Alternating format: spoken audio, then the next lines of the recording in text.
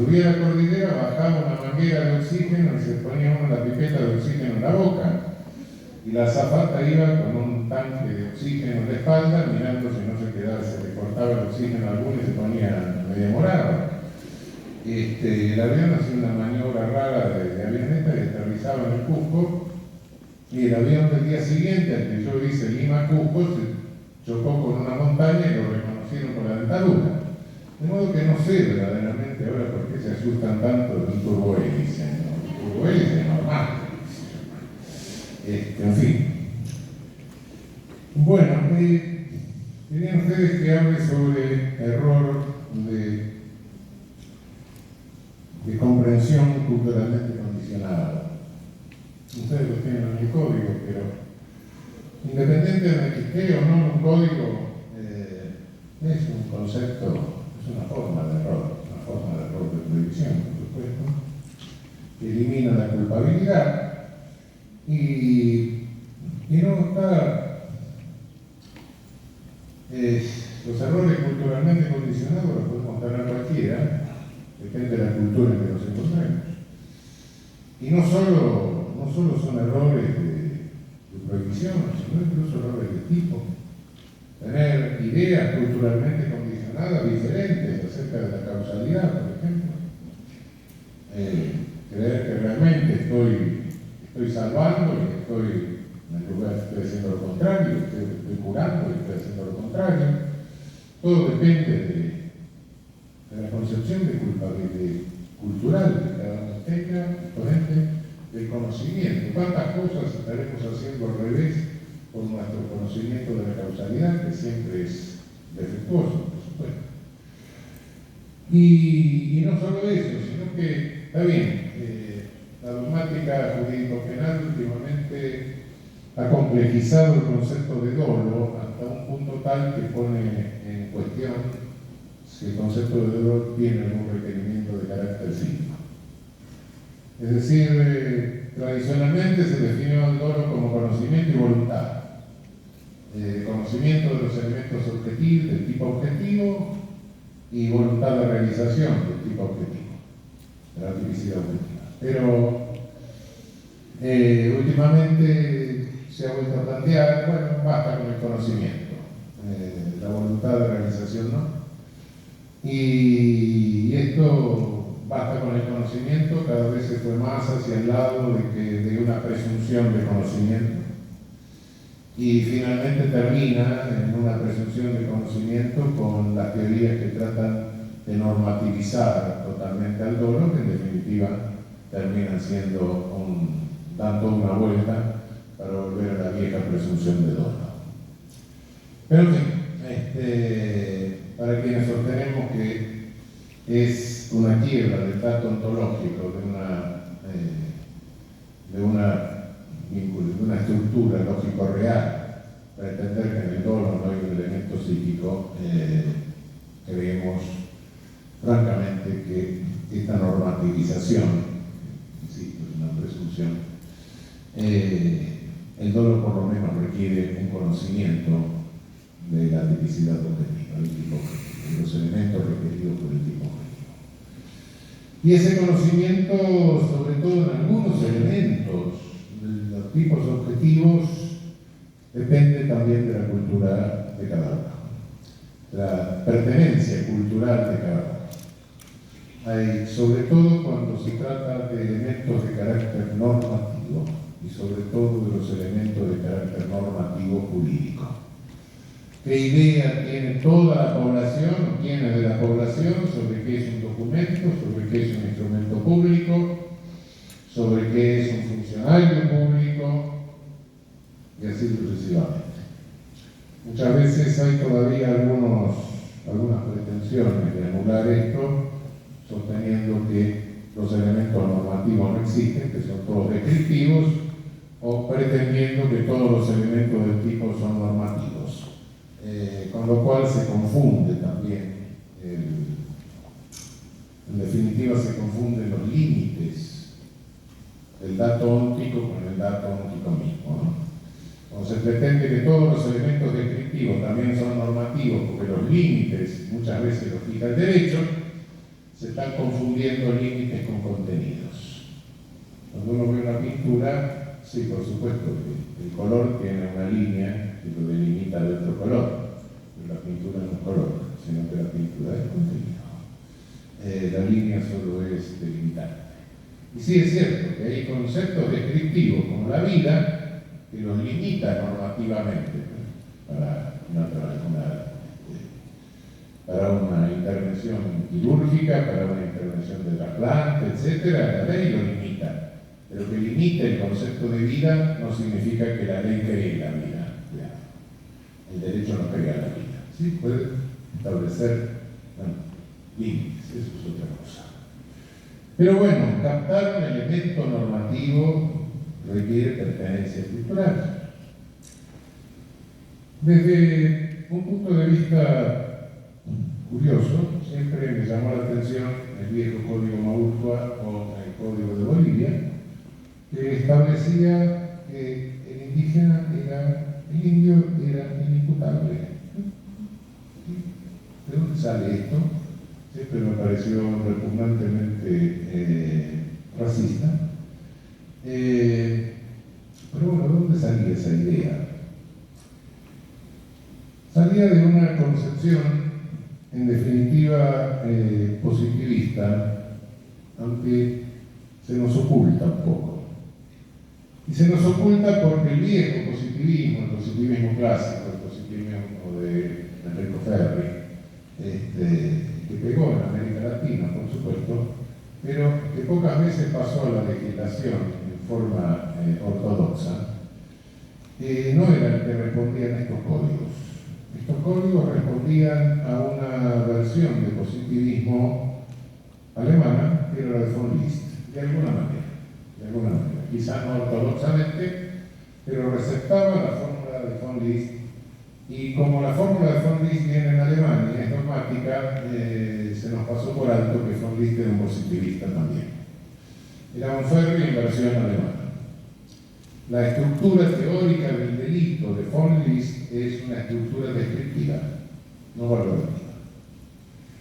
Es decir, para von Liszt el delito era resultado de dos causalidades: una causalidad física que daba lugar al injusto, a la conducta antijurídica, y una causalidad psíquica que daba lugar a la culpabilidad. Pero la culpabilidad no era más que lo que hoy entendemos que es el aspecto subjetivo del tipo.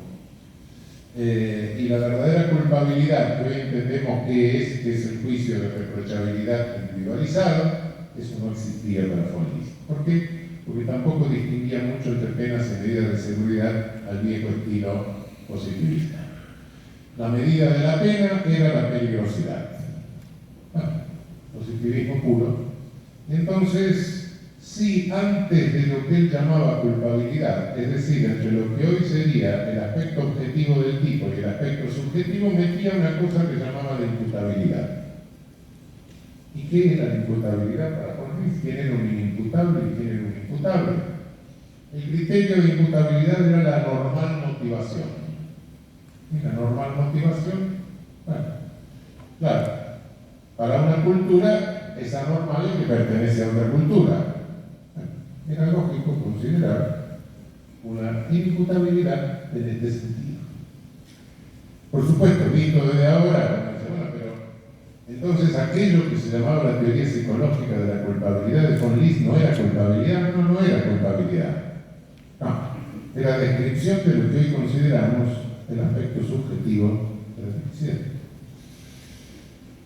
La culpabilidad verdaderamente, la culpabilidad, cuando leemos los libros de dogmática, dice no, la idea de culpabilidad normativa aparece con Reichenfrank.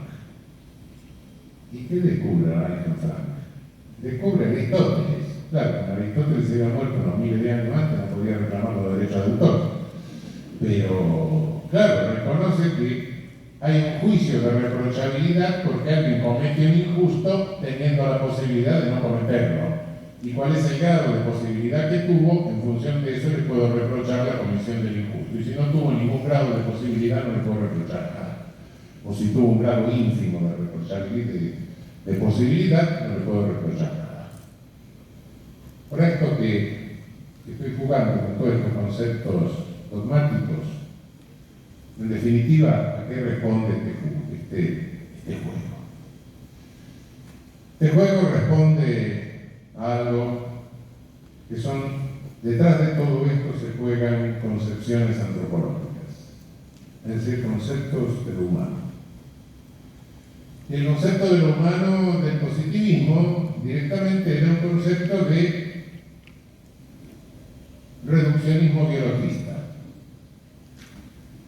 Es decir, cuando hablamos de concepto de lo humano y de respeto a la dignidad humana de la persona, estamos hablando de algo que el derecho positiviza hace pocos años en el plano internacional, que son los derechos humanos. ¿Qué son los derechos humanos? Desde un punto de vista jurídico positivo, es la positivización internacional de una suerte de ciudadanía mínima planetaria. La positivización en el deber ser, el derecho internacional de que todo ser humano, por el hecho de serlo, goza de algún mínimo de derechos, sin tomar en consideración nacionalidad, lugar, condiciones, etc. En cualquier caso, goza de ese mínimo de derechos que no se le puede privar. Todo esto se positiviza en las últimas décadas. Yo ya me estoy convirtiendo en un fenómeno biológico, pero tenía 8 años cuando se hizo la Declaración Universal de Derechos Humanos, que la celebramos por los 10 de diciembre de 1948, el aniversario, pasando por alto que una declaración en derecho internacional tiene el valor de una manifestación de buena voluntad y nada más.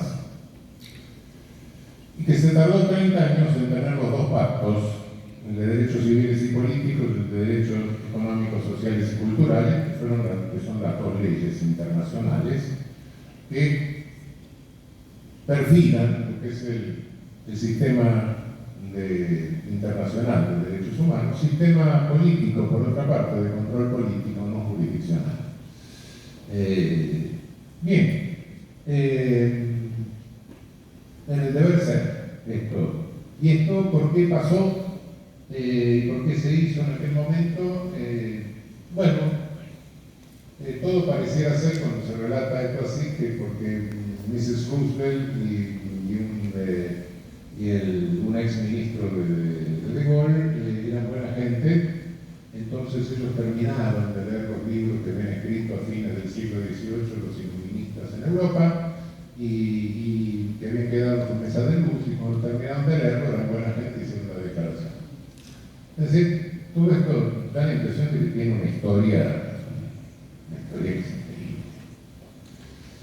¿Y de dónde sacan las ideas de esa declaración? De esos iluministas y liberales fines del siglo XVIII, comienzo del XIX, perfecto.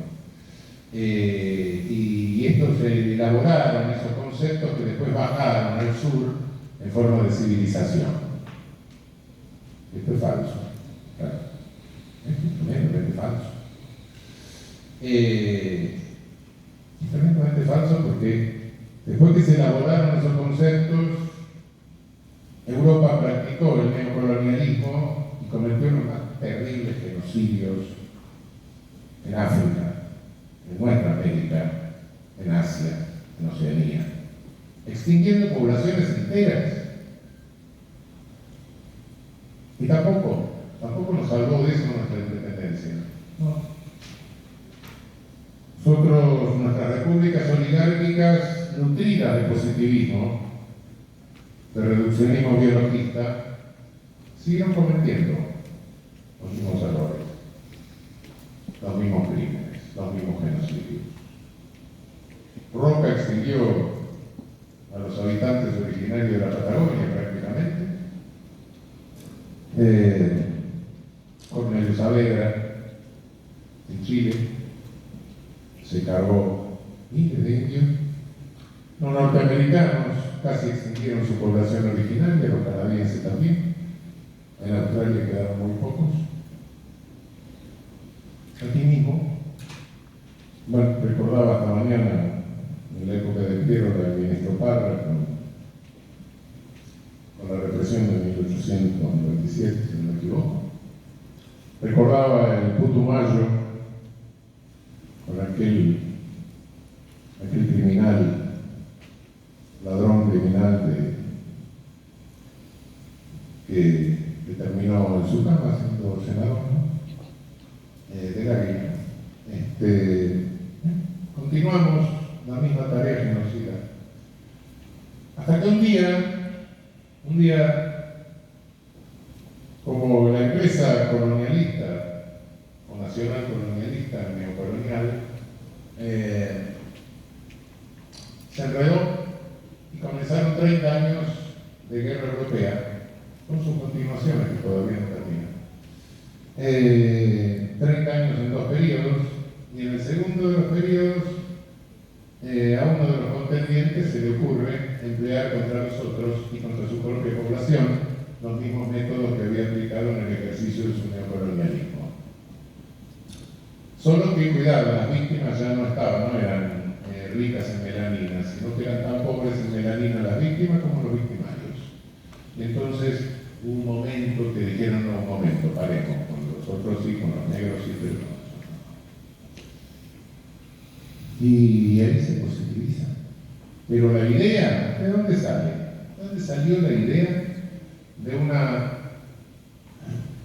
un derecho mínimo universal, de una ciudadanía universal? No salió del siglo XVIII. Los iluministas del siglo XVIII y los liberales del XIX en ningún momento se manifestaron contra el neocolonialismo. No. Eran resultado de la burguesía europea en ascenso, que estaba peleando contra la nobleza y por ende tenía que contener el poder punitivo de la nobleza. No había otra.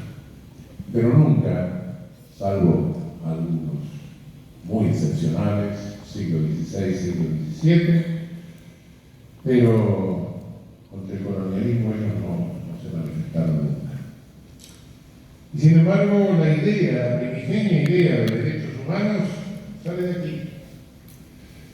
Sale fundamentalmente de Fray Bartolomé de las Casas, del debate de Valladolid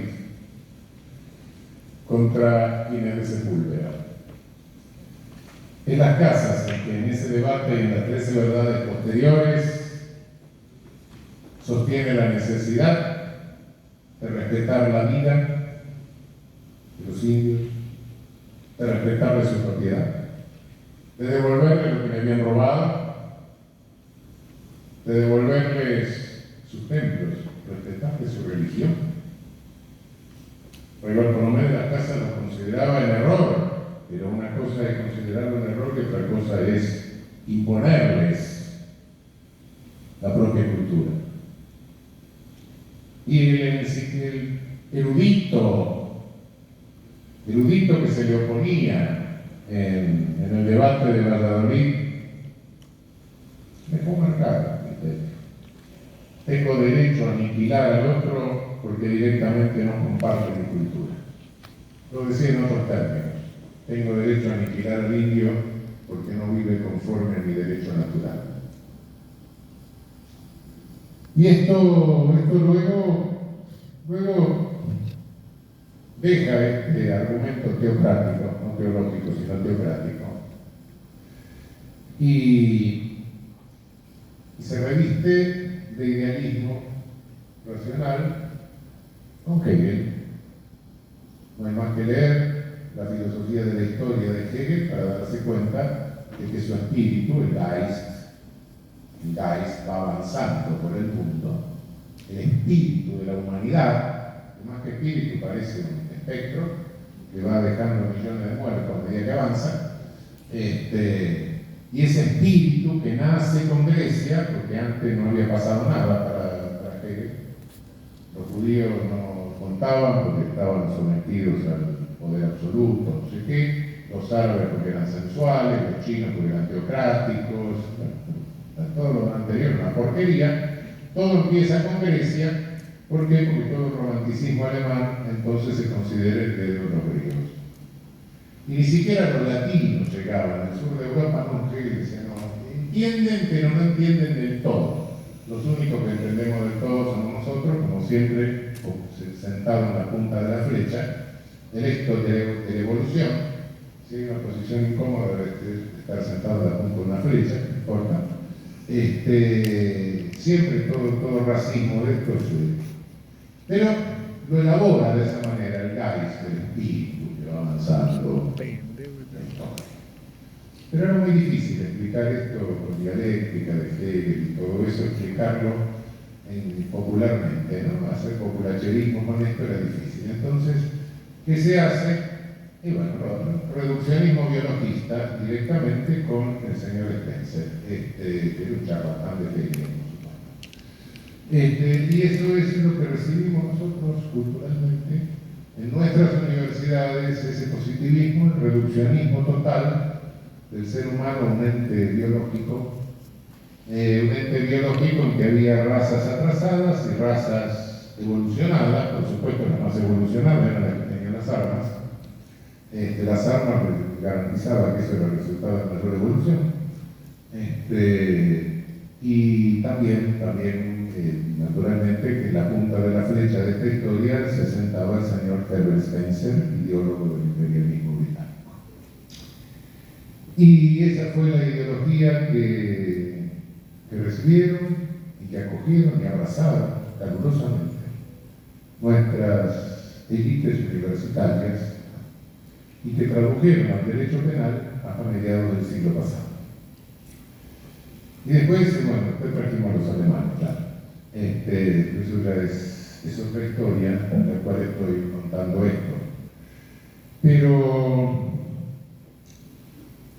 Pero el cambio sustancial que representa la dignidad de la persona humana significa que el ser humano, por el hecho de ser humano, está dotado de conciencia y de razón.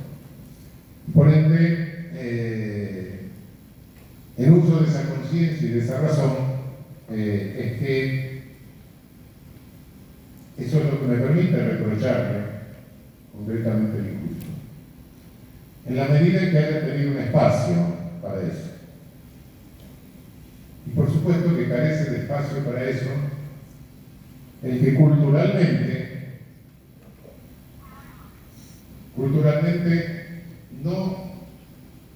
no está condicionado para introyectar el valor de la otra cultura. Por supuesto que esto no resuelve el problema del multiculturalismo ni del pluralismo jurídico. La solución viene por un pluralismo jurídico, o debería venir por un pluralismo jurídico que permitiese que los miembros de una cultura se juzguen conforme a esa cultura y a los otros conforme a la otra. Esto no es ningún escándalo. Hemos sido colonizados originariamente por los ibéricos. Y los ibéricos que nos colonizaron habían tenido un pluralismo jurídico. El libro de los jueces, el libro de Ubiciorum, que por otra parte es el libro que fija la lengua castellana.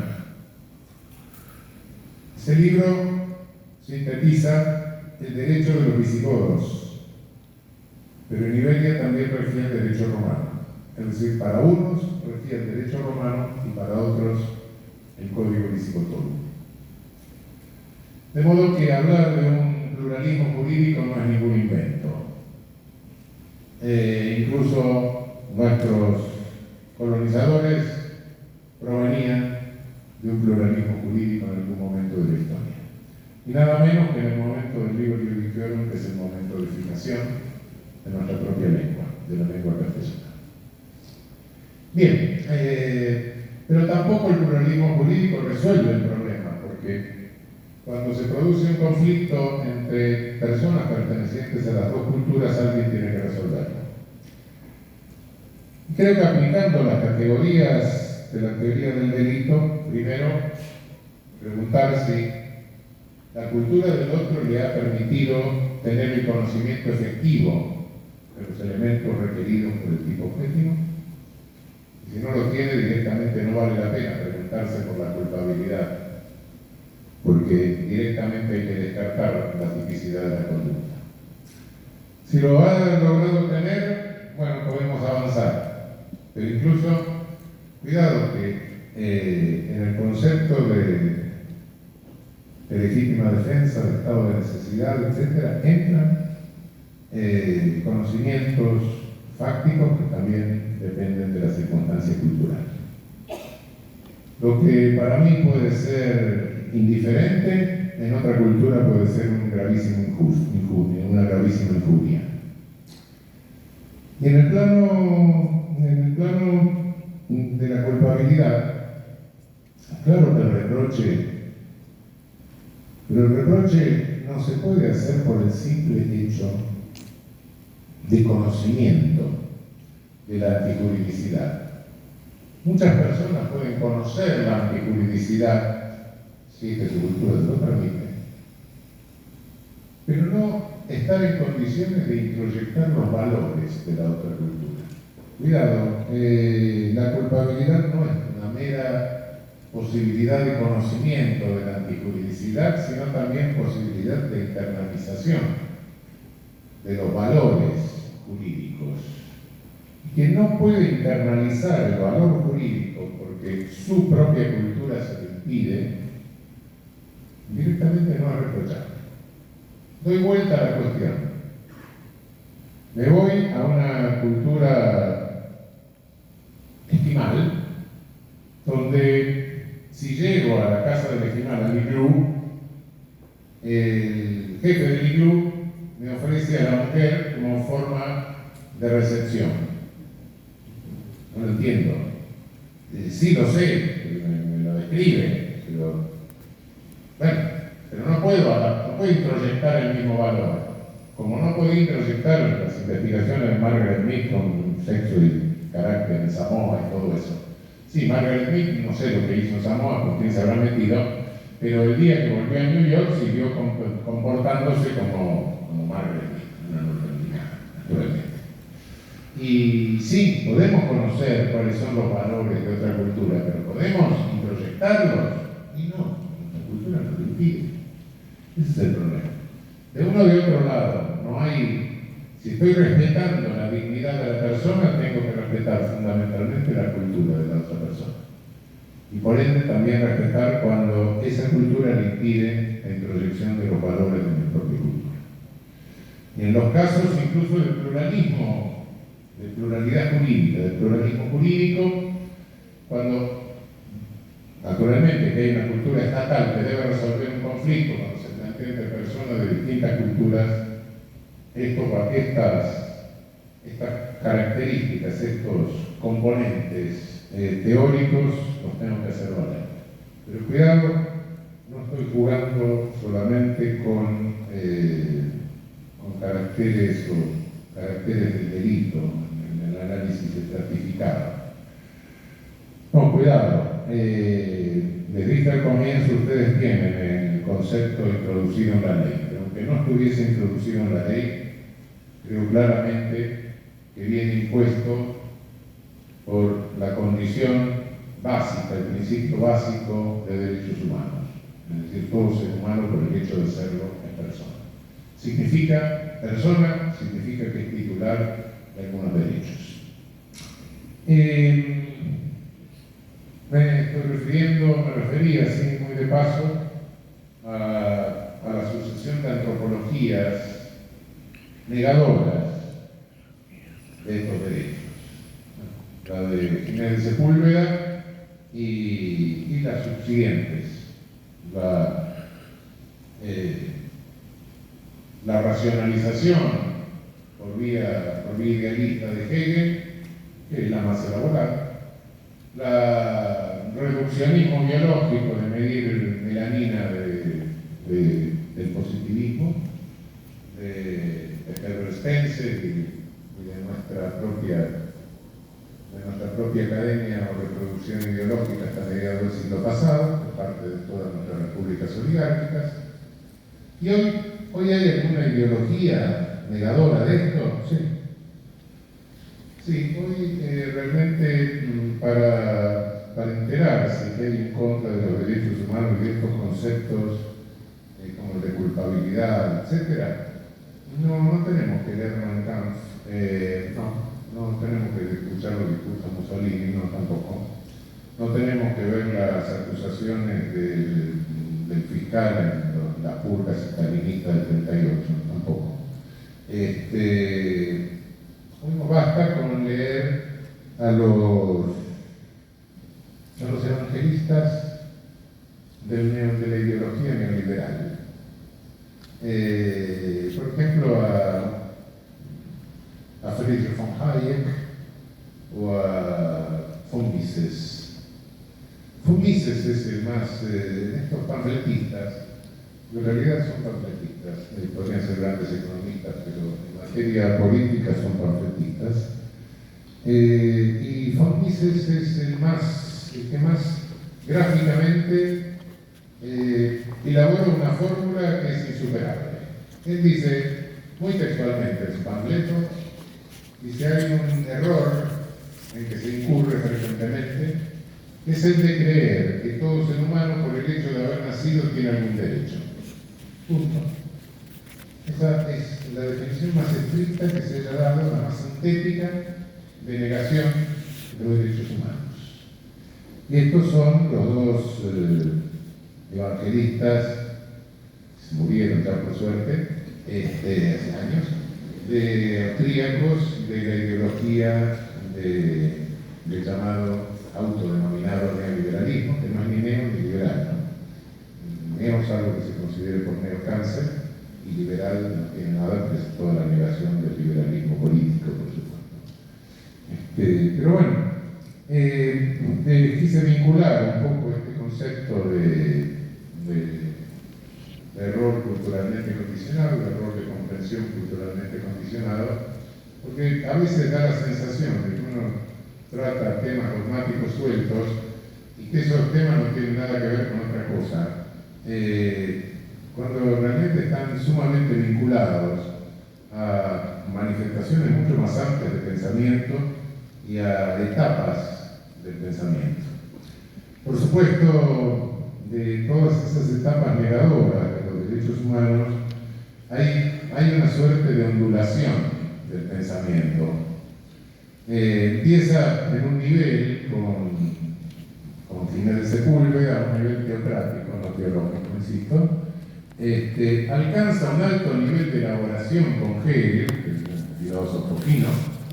Después tiene una decadencia ya con Spencer y todo ese positivismo del reduccionismo biológico, una cosa así bastante de medición de melanina.